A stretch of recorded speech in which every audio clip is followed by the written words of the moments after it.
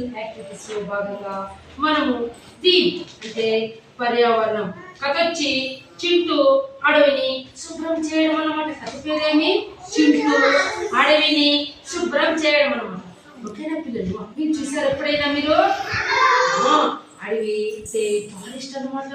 అడవిలో పాములు, జంతువులు, చెట్లు, కోతులు, జంతువులు, పాములు, పిచ్చులు, పక్షులు అన్నీ ఉంటాయి అడవిలో. అడవిలో ఎవరు ఒంటరిగా వెళ్ళడానికి కాదు. అడవిలో భయంకరంగా పక్షులు పువ్వు పువ్వు అని వస్తూ ఉంటాయి. జంతువులు ఉంటాయి వస్తూ ఉంటాయి. పాములు పిస్తుంటూ ఉంటాయి. తర్వాత వచ్చి ఆటలు కావు కావు నడుస్తూ ఉంటాయి. అడవిలోకి ఎక్కువగా మనుషులు పోరు. ఇంకొక జంతువులు మనల్ని వచ్చేస్తాయని. ఓకేనా? అడవులు పెద్ద చెట్లు ఉంటాయి, చెట్లు ఉంటాయి. మనకు సీతాఫలం చెట్లు, అలాగే గుడి చెట్లు, పులింజి చెట్లు, నేరేడు చెట్లు, సపోటా చెట్లు అవన్నీ ఉంటాయి అడవిలో.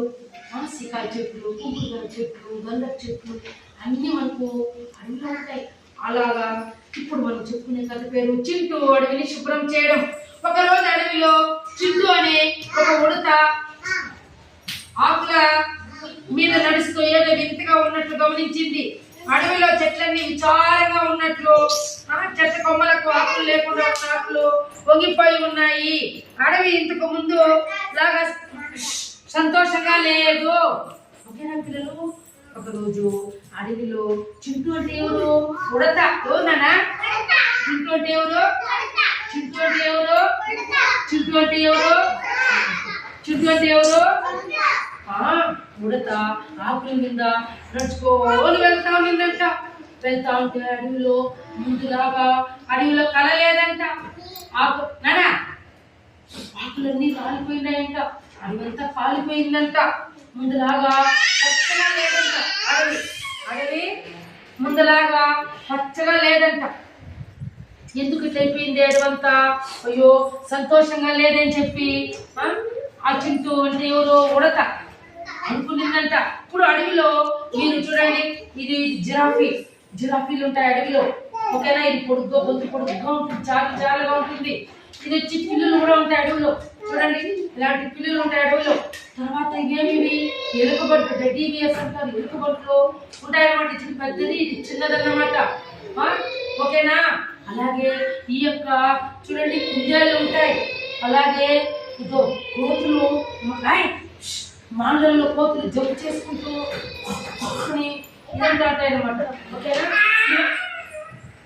ఇవన్నీ జంతువులు అడవిలో ఉంటాయి. ఓకేనా పిల్లలు? ఈ విషయాన్ని తెలివైన పాత స్నేహితుడైన చింటూని అడిగింది. మనుషులు జంతువులను చెట్లను జాగ్రత్తగా చూసుకోకపోవడం. ఈ చింటూ అనే ఎవరు ఉడత పోయి సైలెంట్ గా ఉండాలి. వాళ్ళ ఫ్రెండ్ స్నేహితుడైనటువంటి చింటూకి చెప్పిందంట, చూడు అడవిని ఎవరో మనుషులంతా కాల్ చేశారు. ముందులాగా లేదు, అడవి పచ్చగా లేదు, చెట్లన్నీ ఎండిపోయినాయి, కాలిపోయినాయి. మనకి ఎట్లా, ఎందుకు మనుషులంతా ఈ విధంగా చేస్తున్నారు? అంతా నరికేసినారు, చెట్లన్నీ కాల్చేసినారు. చెట్లన్నీ ఏం బాగా లేవు అని చింటూకి చెప్పింది. ఎవరు పిల్లలు? చింటూ అంటే ఎవరు? ఉడత. చింటూకి చెప్తే చింటూ చాలా బాధపడినాడంట. అవునా చెట్లన్నీ కాలిపోయినాయా అని చెప్పి సరే సైలెంట్గా ఉండాలి.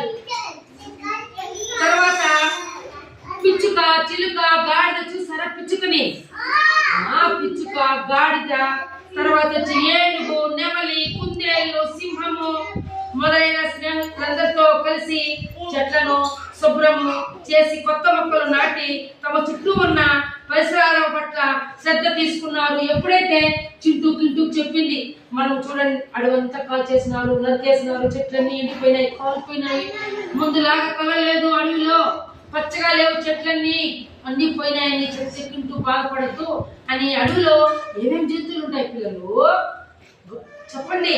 ఆ అడవిలో ఉండే ఏనుగు, నెమలి, గాడిద, తర్వాత వచ్చి కోతులు, రామచిలకలు, తర్వాత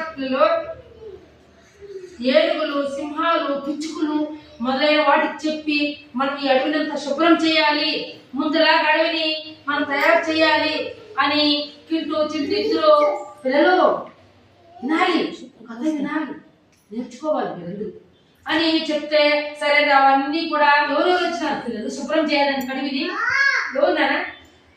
ఎవరు శుభ్రం చేయడానికి వచ్చినారు చెప్పాను. Very good girl. ఏనుగు, పిచ్చుకలు, రామచిలకలు, నెమళ్ళు, కోతులు, గాడిదలు, కుందేళ్ళు, ఇప్పుడుండేవన్నీ జంతువులు వచ్చి అడుగునంతా శుభ్రం చేసేసి కాలిపోయినవన్నీ చెట్లన్నీ దూరంగా పారేసి అవంతా చెత్తనంతా బాగా శుభ్రం చేసి అక్కడ కొత్తగా చిన్న చిన్న మొక్కలు తీసుకొని వచ్చి రకరకాల మొక్కలు తీసుకొచ్చి అడవిలో నాటినారు. ఇలా కొద్ది రోజులు గడిచేసరికి అడవిలో మార్పు వచ్చింది. మొక్కలన్నీ కూడా రోజు వాటికి నీళ్లు పోసేది. నీళ్లు పోస్తే అవన్నీ కూడా మొక్కలు ఇప్పుడు మనం గింజలు నాటితే మొలకలు వస్తాయి కదా, అక్కడ చెట్లు మొక్కలు తెచ్చినట్టు వాటికి రోజు మనం నీళ్లు పోస్తే మొక్కలన్నీ పెద్దవైతాయి. రకరకాల చెట్లు తెచ్చి అడవిలో ఆ యొక్క అక్కడే కూర్చోవాలి చూపిస్తాం. అవన్నీ కూడా మొక్కలు నాటారు. ఓకేనా? నాటి అవి రోజు చెట్లకు నీళ్ళు పోసే వాళ్ళకి ఎవరు పిల్లలు? ఎవరు? చింటూ మింటూ అందులో ఉన్నటువంటి జంతువులన్నీ ఏనుగులు, సింహాలు, పులులు, నక్కలు, పొడేళ్ళు, గాడిదలు, పక్షులు, పిచ్చుకలు, నెమళ్ళు, కోతులు అట్లా చెప్పుకోవాలి. ఇవన్నీ కూడా రోజు నీళ్ళు పోసి వాటికి బాగా పాదులు చేసి నీళ్ళు పోస్తాంటే అవన్నీ కూడా చెట్లు పెద్దవైనాయి. పెద్దవి అడవిలో ఆకుపచ్చగా బాగా కలగా కనిపించింది. ఇప్పుడు మన ఇంటి దగ్గర ఏదైనా చెట్టు బాగా ఆకులు వస్తే పచ్చగా ఉంటుందా ఉండదా? ఉంటుంది కదా.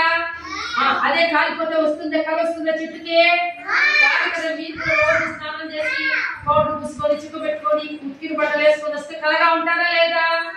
మీరు స్నానం చేయకుండా ఉక్కిన బట్టలు కట్టకుండా పౌడర్ పూసుకోకుండా అట్లే వస్తే బాగుంటారా? బాగుంటారు కదా. ఆ విధంగా అన్ని కూడా రోజు నీళ్లు పోసి రోజుకి మొక్కలన్నీ పెద్దవయ్యి రకరకాల మొక్కలు తెచ్చి నాటినారు.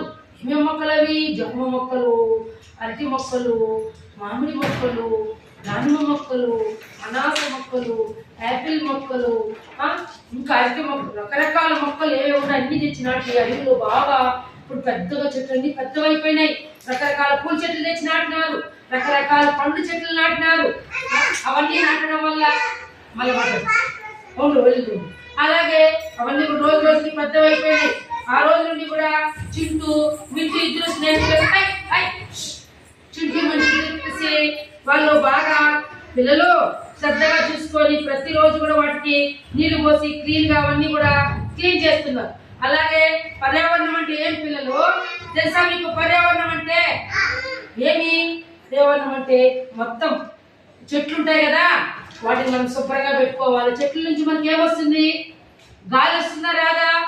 చెట్లు లేకపోతే మనకి గాలి వస్తుందా? కాబట్టి మనం చెట్లు మొక్కలు తెచ్చి నాటాలా వద్దా? వాటిని శుభ్రంగా పెట్టుకొని బాగా పెద్దవైన వరకు మనం జాగ్రత్తగా కాపాడితే అవి మనకు గాలిని ఇస్తాయి. ఆ చెట్ల వల్ల పండ్లు వస్తాయా రావా? మనకి పూలు వస్తాయా రావా? ఆ మొక్కల వల్ల కాయలు, ఇప్పుడు మనం కాయలు సాంబార్ తింటున్నాము. మునక్కాయలు, వంకాయలు, బీరకాయలు, బెండకాయలు, గుమ్మడికాయలు, సొరకాయలు, బీన్స్ కాయలు, గోడచిక్కుడుకాయలు, చిక్కుడుకాయలు ఇవన్నీ ఎక్కడి నుంచి వస్తాయి?